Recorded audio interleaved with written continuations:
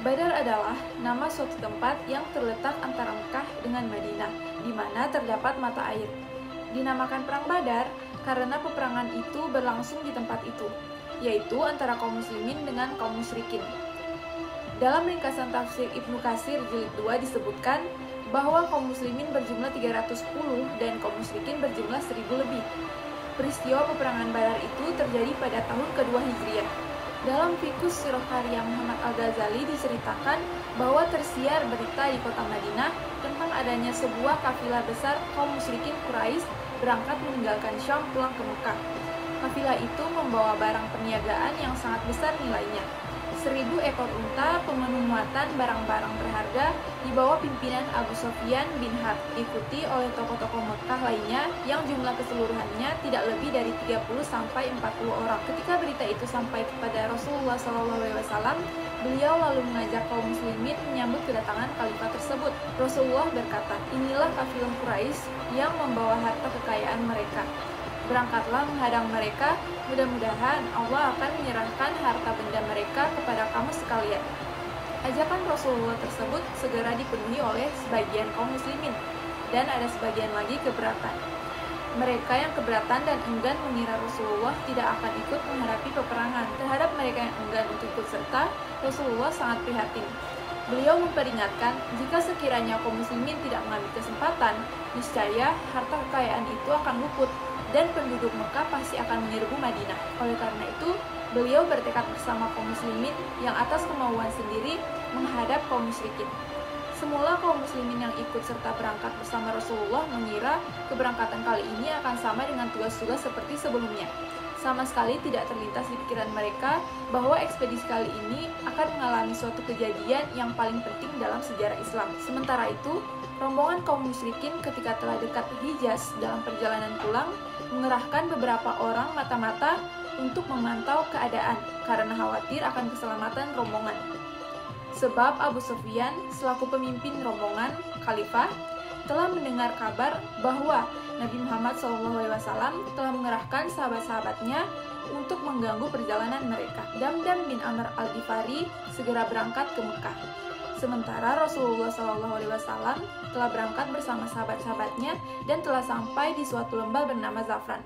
Sesampainya beliau pun turun dan sejenak kemudian pecahlah berita bahwa orang-orang Quraisy tengah perjalanan menuju mereka untuk membela kafilah Abu Sufyan. Di kota Mekah, Ibnu Amr al-Ghifari membakar semangat kaum Quraisy agar mereka semuanya siap. Dengan darah mendidih, mereka berangkat tanpa menghiraukan kesulitan dan rintangan. Mereka terdiri dari 950 orang prajurit dan membawa 200 ekor kuda. Bersama mereka turut serta beberapa orang wanita memukul rebana dan menyanyikan lagu-lagu mengejek kaum muslimin. Mereka menuju arah utara hendak menyusul kafilah yang sedang berjalan ke arah Madinah untuk bergabung. Abu Sufyan nampaknya tidak sabar menunggu datangnya bala bantuan. Ia mencurahkan kewaspadaan dan kecerdikannya menghindari serangan kaum muslimin, sehingga ia terus berjalan dan tiba di pinggir lembah Badar bersebelahan dengan pusaka kaum muslimin. Pasukan kedua belah pihak semakin saling berdekatan. Rasulullah SAW sendiri tidak bisa membayangkan apa yang terjadi akibat konfrontasi yang mengerikan itu. Alkisah, setelah semuanya siap, kaum muslimin bergerak menuju medan laga, bertempur melawan musuh yaitu kaum musyrikin. Mereka mengambil posisi yang terdekat dengan sumber air. Tempat ini dipilih oleh Rasulullah SAW berdasarkan pendapat beliau dan sebagai strategi tipu muslihat belaka. Namun, Al-Khabbab bin Al-Munzir mengajukan saran dan pendapat kepada Rasulullah agar tidak memilih tempat itu. Karena dengan alasan yang cukup masuk akal, ditinjau dari strategi berperang, usul Al-Khabbab diterima. Rasul berkata, "Pendapatmu sungguh baik." Kemudian, Rasul memerintahkan agar pasukan dipindah ke tempat sumber air yang terdekat dengan musuh sesuai saran Al-Khabbab. Sekarang, kaum muslimin telah menguasai sumber-sumber air.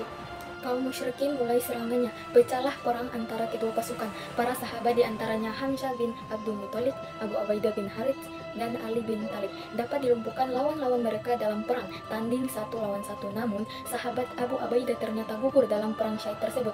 Menghadapi lawan pertempuran yang buruk itu, pasukan kafir Quraisy semakin beringas dan terjadilah perang terbuka.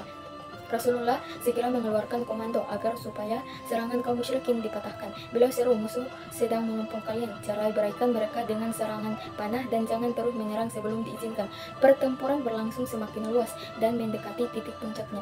Saat itu pasukan muslimin telah berhasil menguras tenaga musuh. Debu bertaburan di udara medan pertempuran. Rasulullah Shallallahu Alaihi Wasallam sambil terus berdoa di dalam kemahnya, mengawasi dan memantau dengan seksama kejantangan prajuritnya, memberi dorongan semangat kepada mereka. Sesaat kemudian berkata kepada Abu Bakar, "Hai Abu Bakar, gembiralah, pertolongan Allah telah datang kepadamu." Itulah Jibril memegang tali kekang dan menuntun kudanya. Setelah itu Rasulullah keluar dari rumahnya, mendatangi pasukannya dan mendorong mereka supaya lebih gigih menghancurkan musuh.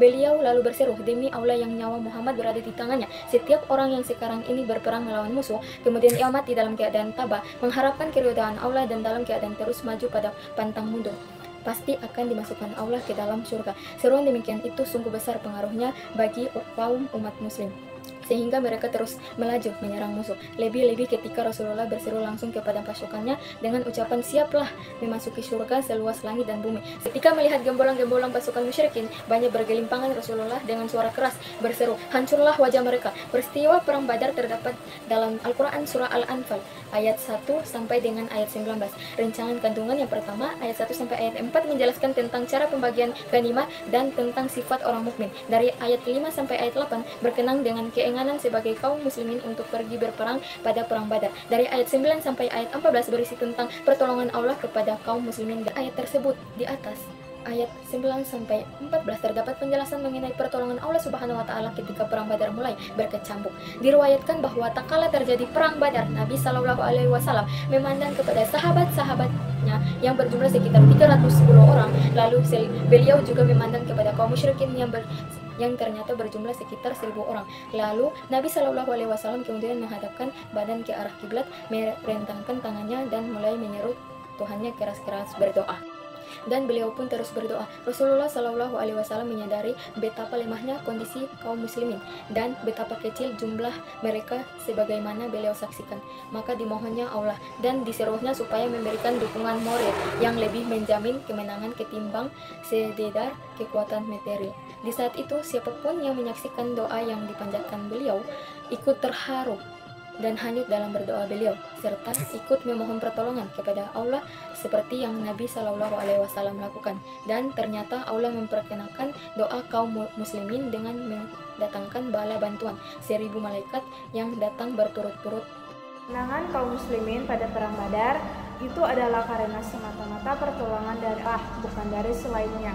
Demikianlah apabila Allah menghendaki, niscaya Dia akan membinasakan mereka dengan menyiksanya sebagai Dia menyiksa umat-umat terdahulu melalui berbagai peristiwa. Dahsyat bagi umat yang mendustakan kebenaran yang di tangannya. Allah akan menyiksa mereka dengan tanganmu, dan Allah akan menghinakan mereka dan menolak kaum terhadap mereka, serta melegakan hati orang-orang beriman.